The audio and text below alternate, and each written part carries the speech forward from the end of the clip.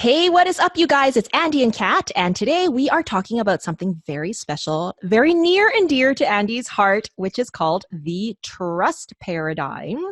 And I understand that this is a new, I want to say it's a new book that you actually have just finished. Like it's literally hot off the presses. Yeah, not quite published yet. It's going to be, well, it will be, my goal is to have it published and ready for purchase the beginning of August. My goodness, So very exciting. yeah, so What? just kind of doing the final touches right now. Oh, that's so cool. Okay, so what prompted you to do you have trust issues? No. It's Well, kind of what insane. happened was I start the book off and I tell the story about where I was actually working for a client, and what ended up happening was I had a former client who contacted me and said it was actually in, I think it was 2015. So it was a long-term client that I had. Um, they were heavy in the oil business, oil industry, petroleum industry, and oil prices had really dropped. So they went through a lot of layoffs that year. And so it was around Christmas time, right around in December, and they had to do a lot of year-end kind of cleanup, and they needed some help. And because I had worked with them for so long, they called me and said, "Hey, can you come help me?" Like the current client I was at, we were on track, and it wasn't a big, really, I didn't see it as a big deal for me to be able to pull out. I was going to be able to juggle both clients at the same time. And, just to put some context around it, I'm an independent consultant, and so you tend to have a lot of different clients calling you at the same time. And I've been able to kind of usually manage that, but this, the client I was under contract with, the guy just said, "No, you're not leaving." And so I was quite upset and kind of thrown back because legally they can't prevent me No, from they from can't doing do it. that. Right. No, so I knew this was going to be confrontational, and so I waited, really kind of a day, thought about it, and as that day was going on, I was getting more and more kind of anxious about it. So I went back and talked to him. I said, "Look, this is the situation," and I think by that point he knew he couldn't do anything about it, and I kind of just had him show his cards. And so he ended up not wanting me to go. I ended up splitting the effort over multiple weeks going in. So it caused a lot more travel, a lot more expense to the client, the second client that needed help.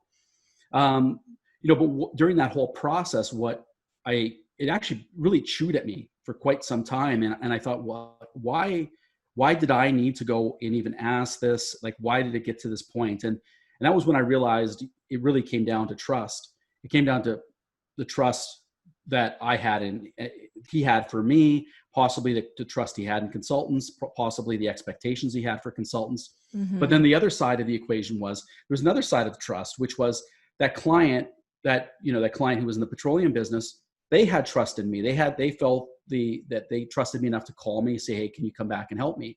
Yeah. So, when I looked at this, I started to see kind of really all of the complexity around trust. And that was really where I started to kind of dig into it and start to research it and realize that trust had a much bigger part to play in our careers and even our everyday lives than what we ever really thought. It's almost all part of the foundation that you have when you interact with, well, virtually every other living being on the face of the planet, right?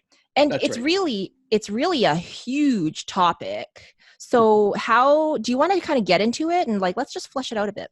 Sure. Yeah. And so, one thing that I found is that most people don't really think about trust until they either want something from someone or until they lose Yeah. trust in somebody else. And Mm, we think of trust kind of as a very simple kind of thing. It's kind of like I trust somebody or I don't trust them, or I'm losing trust, meaning kind of like I had trust and it's starting to go away. And so as I started to dig into it, I realized, especially for consultants, but this goes really for really for everybody, trust has three directions. So in our relationships, especially as a consultant. So the first one is very obvious. It's, does the client trust us? So most consultants would say, yeah, I want my clients to trust me. That's my ultimate of goal, is to have the course. clients trust me. For sure. And so that's really where they're trying to drive that to. Uh, the second one is do we trust the client? And trusting the client is actually a very big part of consulting. And some consultants might say, well, why do I need to trust the client? Well, we want to get paid. right? We expect to get paid. Yeah. So we're trusting the client's going to pay us. We trust that the client is going to live up to the expectations of the contract, that they're, and I've seen consultants come in for 2 weeks and get their contracts cut. So this does happen. It's not like every single customer on the planet abides by all the rules of their contract. Now, they might have reasons to cancel the contract, but the fact is those consultants were expecting that contract to run its course. Right. Do we expect, there's certain things around the client expectation that as a consultant, we have to trust our client. And we'll often realize as we're executing our work, we start to lose trust with our clients. Our clients are doing things that kind of wear on us, which is one reason why a lot of consultants want to get out of their clients as time goes on. But that's another big factor. And then the third one is do we trust ourselves? And so this one is really important because how we trust ourselves, we talk about it being confidence, but trusting ourselves is really, really a big part of confidence. There are people who are able to do things that they don't trust themselves to do it. And so, they might have the skills to be able to pull something off or do something, but they don't trust themselves. They might have, they might have made a mistake before, got disciplined for it, and they never want to entertain doing that again. So, those are really the three parts of trust as for a consultant. And, if we really think of it kind of as a triangle, kind of a foundation that we need to build on, because if we have it really off-centered, let's say we really trust ourselves, but our client doesn't trust us and we don't trust the client, right? This becomes a very confrontational type of setting. And you can imagine the length of, if you were to build those, we have a triangle that's really off-shaped. And if it's to endure any sort of pressure, it's going to collapse fairly quickly. Right. And so that's kind of the way that the relationships have to really be built is those three-way understanding that's really what builds up our relationships. So the definition of trust is not necessarily always positive, though. Do you know? I guess what I'm trying to get at is trust is what you know what to expect. Right. Okay. Regardless of whether or not that relationship or that outcome is positive or negative. I think that if something is positive, like if you trust that something is going to transpire and it works out well, then that's one thing. But you can also trust that something is not going to work out well and that it doesn't serve you or the client or anything. But that's still trust though, right? So it's not like trust is really tied to a particular outcome. No, that's right. And that's why trust is really made up of 4 components. So most people just kind of say trust, meaning like it's one thing, but trust is really made up of 4 components. And so the components are credibility, authenticity, reliability, and empathy. And so when we look at and I actually have a story around reliability, because reliability is one where somebody can be reliably unreliable. Yeah. Right. So you trust trusting. That's right. That's right. Exactly. And so you're right those are the 4 components that make up trust. And every single relationship is made up of those 4 components. The reason why those 4 components and understanding those 4 components, what goes into them, how to review them, how to analyze them is important, is because nobody is really 100% untrustworthy. Most people lack some piece of the component. And then what happens is, let's say, somebody is late. The majority of the time they're late. So they're unreliable. What ends up happening is we say, I don't trust that person.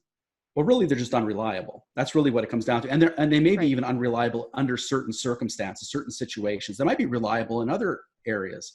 So when we start to look at those 4 components, we're able to see where somebody is deficient and then what we can do. Because really, the book isn't meant to be anecdotal. It isn't just meant to say, oh, now I understand why I don't trust that person. Okay, ditch the relationship. The purpose of the book was to be able to break those down to those 4 components so that we can look at that and say, what's missing and how do I manage that?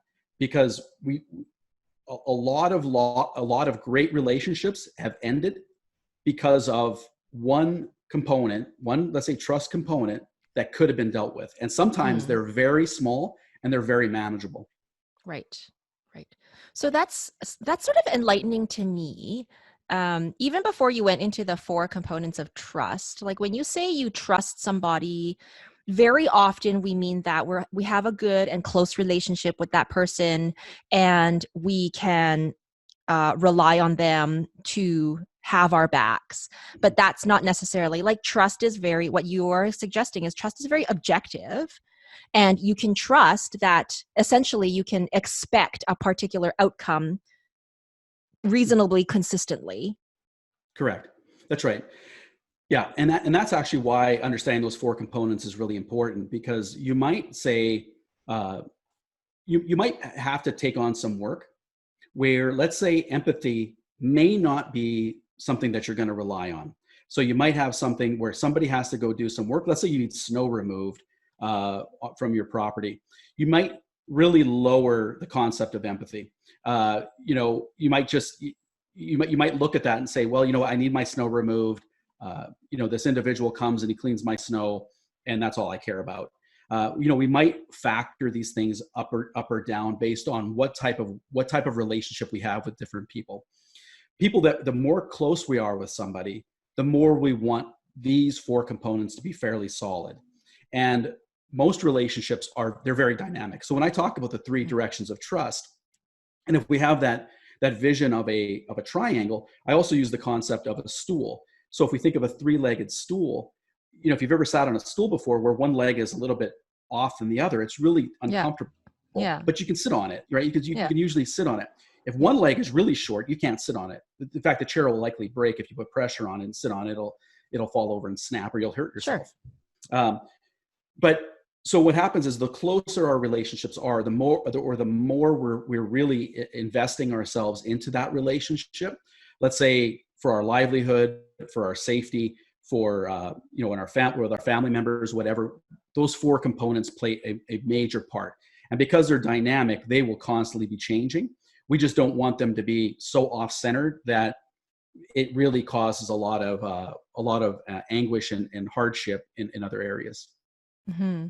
So how does understanding trust and how do we employ it in our lives that in order to flourish, if you will?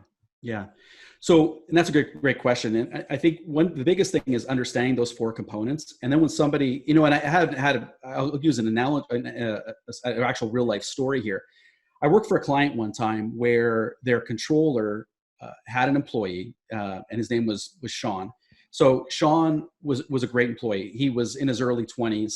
The reason why I set the standard, because there is a whole bunch of context around this. But so he was a great employee, did what was expected. The controller really liked his work. But what happened was, Sean would come in late Thursday mornings, always come in late. And they had a meeting on Thursday mornings. He would always come in late. So the controller and I were talking, and he was upset. The controller was upset around the fact that Sean was always late. And he said he was talking about the fact around that I'm losing trust with Sean. So I said, why? And we started digging into it. And he said, well, this is the reason why. So I said, let's talk to him about why he's late on Thursdays. So we ended up finding out that Sean played hockey. He was 23, 24 years old. He played hockey Wednesday night with his friends. Okay. He would go out, have some beers, right? Have something to eat. And he would be home late, right? Early in the morning, he would get in. So he was sleeping in. He was very tired. So we got that information. So when I talked to the controller, I said, well, you've got a couple of choices. I said, you can tell Sean you still want him in the morning. You can tell him you're upset about him being late for these meetings. Or I said, you can do something else. I said, you can actually move that meeting to a different time. Because I said, that's a good point. Because I said, why? It's so simple. Yeah. And so I said, if Sean is really doing everything you expect, we can force this subject and say, Sean, you have to be here for these meetings on Thursday morning. Now what's going to happen? What's going to happen to Sean? So either he's going to come in tired, he's going to continue to do what he wants to do, or he's going to react in another area. He may go look for another job. He may start losing trust with you, like with his boss. Yeah. So I said, look, he's doing everything. He's reliably unreliable in this small area that we could probably deal with. And what ended up happening was they moved that meeting, right? So they ended up, I think they maybe even canceled that meeting and handled it another day.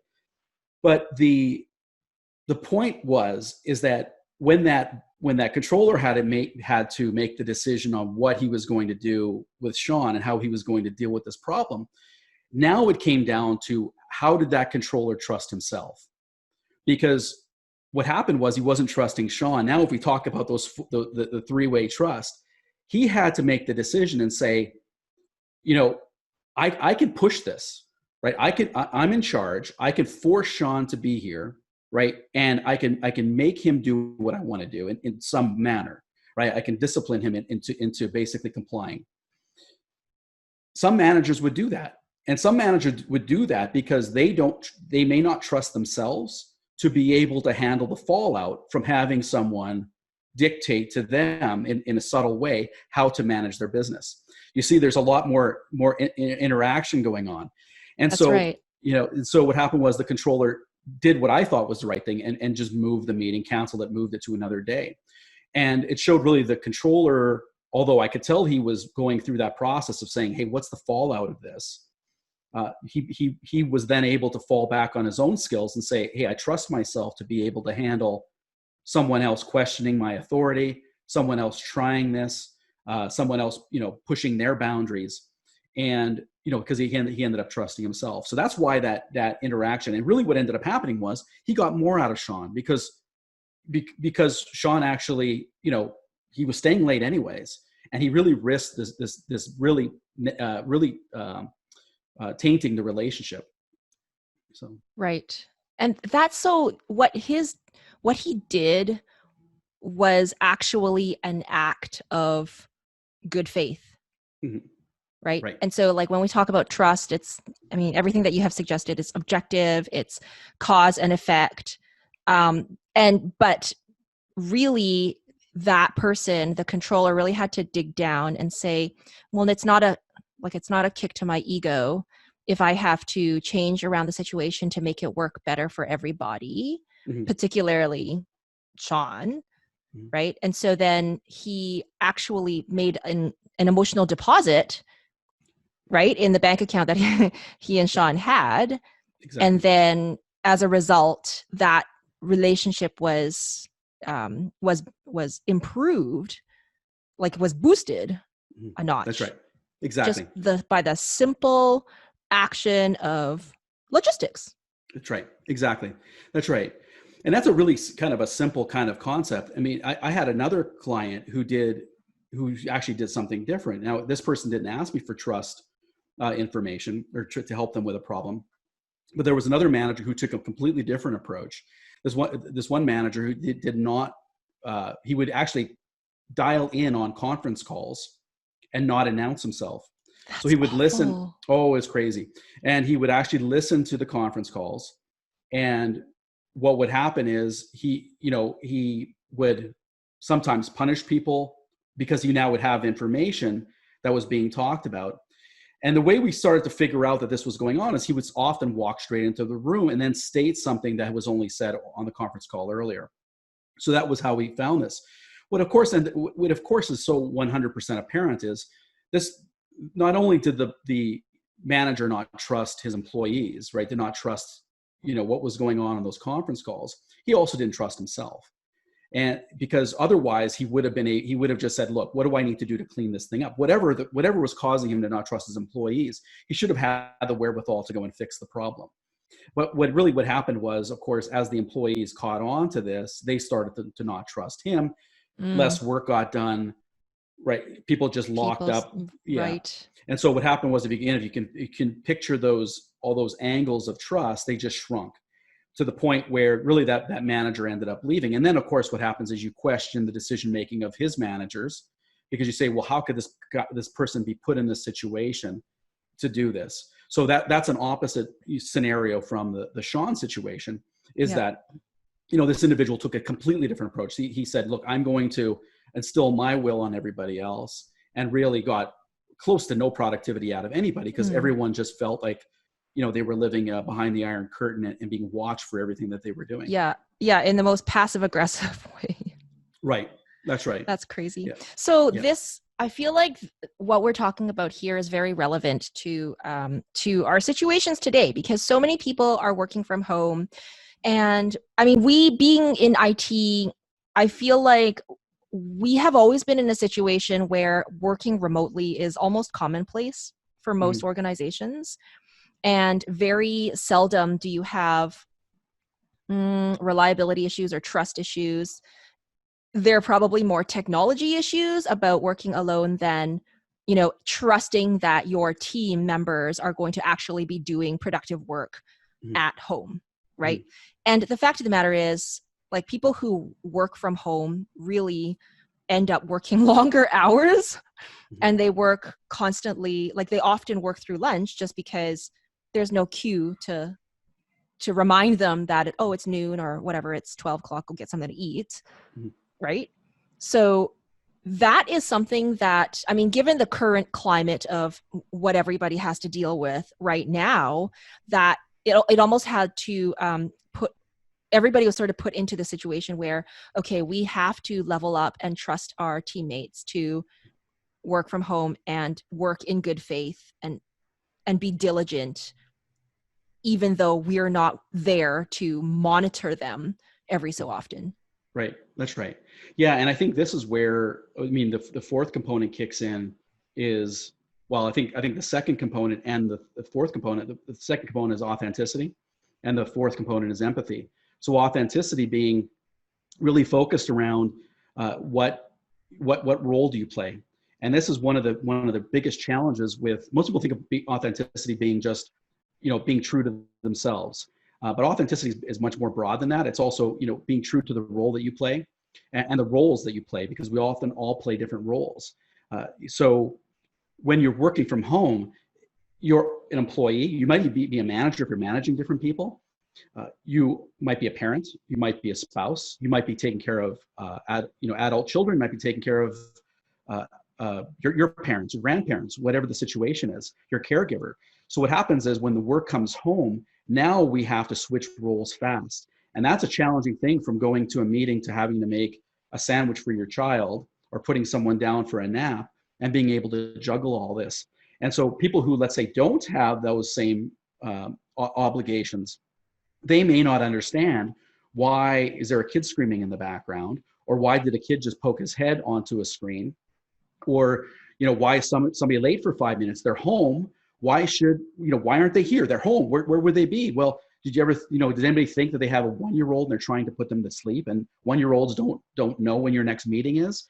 So Yeah. there's a lot of that. And then leading into empathy, understanding and feeling for individuals who have to go through things, and understanding, like, yeah, we maybe have to extend timelines, even though, again, people working from home, they might have to be squeezing these things later in the evenings or on weekends, or other times. So and that's all part of trust, and that whole interaction around understanding how whatever scenarios we're working in impact each individual. Right. So in your book, you obviously break down and unpack, the components of trust and the directions of trust. Do you get into how I mean, these are all great to understand, right? But we want it, like, practicality in our lives, like how do we employ it? So do you go into how does one build trust in a new client? Mhm. Because Yes. Yeah. yeah, Yeah. So what I do is I go into really how you actually build those components of each of the sections. So I don't, the books, even the Consultant's Code, my first book, I don't want it to be an anecdotal book where people just say, oh yeah, that's interesting information. I want someone to be able to take that and put it into practice. So this book is really the same, where we break down the steps to be able to do that. And, so with credibility, especially, credibility is probably really one of the easier ones to build, because it's really around, can you do what you say you can? And but there's another component of that, is, can you do what the client thinks you can? So so I break down kind of how do you do that? How do you actually build credibility? How do you show credibility? How do you maintain credibility? And also seeing that in others, so that you have that relationship, and you can actually build that. And so I go through each of the components really in those manners to be able to build that. right. Right. And so, as always with any of our episodes, for our esteemed listeners, what are three quick things that they can do to build trust tomorrow in their situation, be it if they're working from home, if they have to show up, at a workplace and they perhaps want to work from home. I mean, that's kind of a common thing, right? Mm-hmm. Yeah. What would you recommend? Top three. Yeah, I would say the first thing is understanding that trust is not just one thing. We don't just gain or lose trust. The trust isn't just something. It's made up of components. It's made up of steps. And, I would say that's probably the first thing is understanding, and that's what really the book wants to discuss, is breaking that into those four components and then the three-way parts of the relationship. Because we can be doing everything correct, but if that client, let's say, had a bad relationship with a previous consultant, then they're going to bring that in. It doesn't mean it can't be overcome. You just need to be aware of that. So I think that's the first one is understanding that trust is made up of a lot of those different components. So just to be aware of it. Another one really is around the fact that trust is fluid. It's dynamic. It's constantly changing, and we have to be aware of it. I've got a teenage son, and one of the things that I realized was that as people get older, with my son especially, is that I have to be aware of the things that I do that trigger reactions from him. Because when he was younger, I had more authority over him. I was bigger, I was older, I had more control over what he was able to do and what he wasn't able to do. As a teenager, he has a lot more control. He can do things if he wants to do them. And so what I realized is that I have to be aware of the things that I'm doing to trigger things in him. And I think that's one thing we have to realize too, is that it isn't just, I don't trust that person or the relationship broke down and looking at them. I think it's really us taking responsibility for our relationships, be it at work or at home or wherever. And I think we see this with these crazy videos that go on where people are yelling at each other, racial slurs.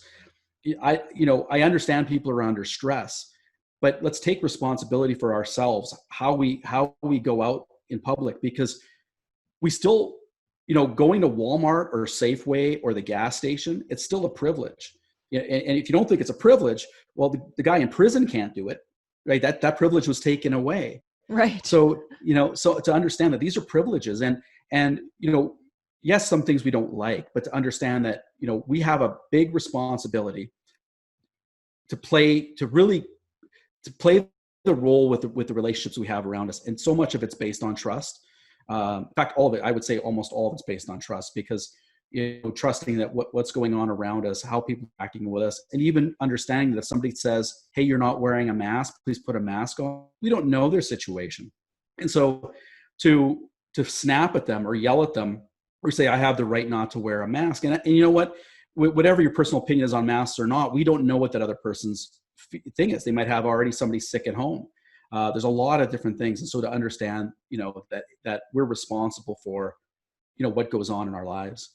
I say that's probably the second thing. And the third thing I think is I think understanding that each of these components, each of these parts of trust affect each other. So if you're, let's say, unreliable, that affects your credibility. Because even the example I talked about, with that one manager who didn't trust anybody, who was calling up and getting on the calls, what ended up happening was, of course, we questioned his bosses. People were questioning his bosses' credibility, right? Why are they allowing this to happen? Why don't they see this to happen? So understanding that if you're not reliable, it can affect your credibility. If you're unempathetic, if you're not empathetic, or you can't show concern for another human being, right? It can affect other parts of trust. And not everybody's thinking in these terms. They're just kind of saying, hey, I don't trust that person, or I do trust this person. So understanding that, I think of it kind of like spices in a meal. You add spices into a meal and it tastes a certain way. Once you understand what spices taste like, you can eat a meal and understand where there's a little bit too much of this or a little bit less of that. And you can adjust based on how you like the flavor. And I think trust is really the same thing. Understanding these components and respecting these components then allow you to say, hey, this is what's missing. This is what's missing for me. And you're able to then shore up a certain area or strengthen a certain area, or help somebody else out in an area that they might need help. Right on. So once again, your book is just about to be published. It's not quite published yet. Can we pre-order it? Like, what's the my goal process? is my goal is to have it ready for purchase the beginning of August 2020. So and I'll probably put it up for pre-order. I just want to make sure that I'm just going through the final author edits right now, and then it'll be ready. Might even be ready ahead of time, but we're already July 10th, so Right. I think it'll be the end of July, beginning of August for sure. Okay, so a few short weeks from now, Yes. The world gets to see and be enlightened upon trust and how to best employ it in our lives to make the world a better place. Right. Yeah, I hope people not only buy it because I wrote it, but I hope they really take this because it's something that has helped me, and it's something that I think we don't take into consideration until usually trust is lost. Yeah. And then we usually throw away really, really good relationships when it's too late. Just a little bit, it's too late, and just a little bit of effort actually could fix it. It's like, throwing something out because there's one little part that's broken, and if you fix that part, it works. Right. We run through way too many relationships because we don't really work on these small things that they're doable. Right on. Well, I want to thank you for sharing your insights and expertise on trust. Once again, Andy's book is going to be available in a few short weeks at the time of this recording. So late July, early August. Stay tuned for that. And I'm sure we're going to give you some goodies if you continue listening to us and review our podcast. We'll probably throw something cool in there for you. Yeah. Cool. Yeah. So it should be available. Shortly. The Trust Paradigm. Yeah, it'll be on Amazon, and then it'll also be on Barnes and Noble and a few other places that you can buy books. Brilliant.